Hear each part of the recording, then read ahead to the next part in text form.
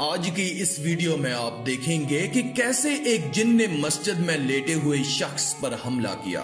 اگر ابھی تک آپ نے اس ویڈیو کو لائک نہیں کیا تو لائک کر کے چینل کو سبسکرائب کر دیں، شکریہ۔ جن اللہ تعالیٰ کی مخلوق ہے جنہیں انسان کی پیدائش سے قبل پیدا کیا گیا، اور اس مخلوق کے وجود پر کسی بحث کی ضرورت نہیں۔ حضرت آدم علیہ السلام کی تخلیق سے بھی 2000 سال قبل جنات کی تخلیق ہوئی تھی۔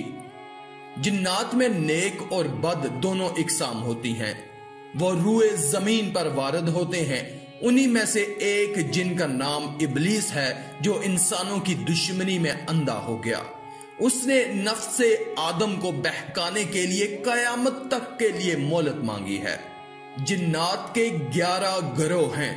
پہلا گروہ کسی گھر یا مکان میں رہتے ہیں اور اس گھر کے مکینوں کو ڈراتے ہیں یا تکلیف پہنچاتے ہیں، گھروں میں فساد اور جھگڑے پیدا کرتے ہیں۔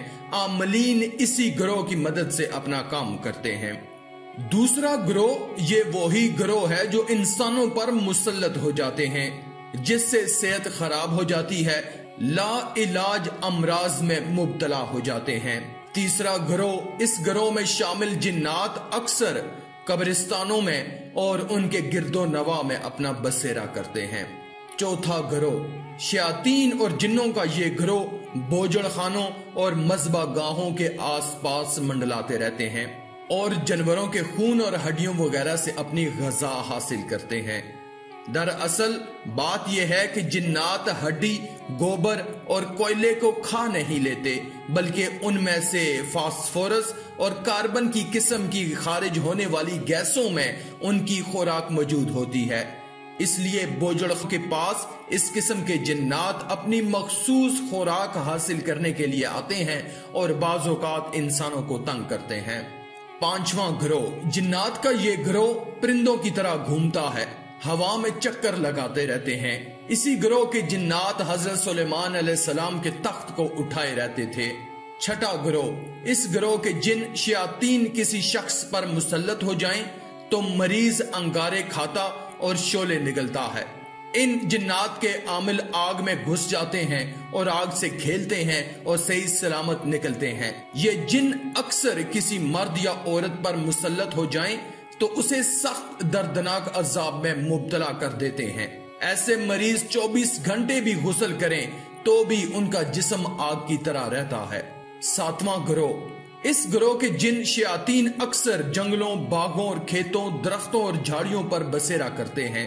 اس گروہ کے جنوں بھوت مختلف شکلوں، صورتوں میں دکھائی دیتے ہیں۔ ان میں بعض بہت چھوٹے ہوتے ہیں اور بعض بڑے قوی ہیکل بھیانک شکل و صورت کے ہوتے ہیں اور رنگ برنگ کی سرخ، زرد اور سبز وردیوں میں ملبوس رہتے ہیں۔ جو لوگ جنگل میں درخت کاٹتے ہیں وہ لوگ بعض دفعہ اس قسم کے جن اور شیاطین کے آسیب میں آ جاتے ہیں۔ آٹھواں گروہ، یہ جنات و شیاطین کا گروہ ہے جو جوان مردوں، لڑکوں اور عورتوں، نیز خوبصورت کنواری نوجوان لڑکیوں پر مسلط ہو جاتے ہیں۔ اس گروہ کے متاثرہ مریض مرد عورت کا علاج کرنا ذرا مشکل ہوتا ہے۔ اللہ تعالیٰ اس گروہ کے جنات و شیاطین سے ہر ایک کو محفوظ رکھے۔ نواں گروہ، اس گروہ میں شامل جنات و شیاطین انسانوں پر مسلط ہو کر انہیں بیمار کر دیتے ہیں اور انسانوں کا خون چوستے ہیں۔ یہی جنات حیوانات پر بھی مسلط ہو جایا کرتے ہیں۔ اکثر دودھ دینے والی گائے، بھینس اور بکریوں، بھیڑوں پر ان کا تسلط ہو جاتا ہے۔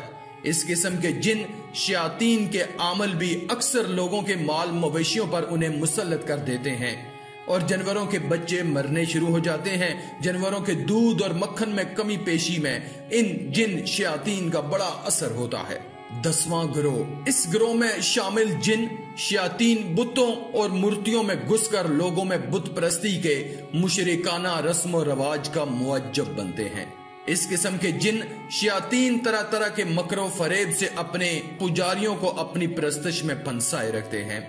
11واں گروہ، اس گروہ میں وہ جنات اور شیاطین شامل ہیں جو کاہنوں، ساحروں، جادوگروں اور سفلی عاملوں کے پاس خبریں لاتے ہیں یا اپنے عاملوں کے دم، تعویذ، کنڈے، جھاڑ پھونکوں اور टूने टोनकों में उनकी मदद और आनत करते हैं। अल्लाह ताला हम सब को जिन्नों के शर से बचा कर रखे, आमीन या रब्बल आलमीन। आज की इस वीडियो में था बस इतना ही। मजीद वीडियोस हासिल करने के लिए अल्लाह की कुदरत चैनल को सब्सक्राइब कर दें और साथ में मौजूद बेल के आइकन को दबाकर ऑल पर क्लिक कर दें।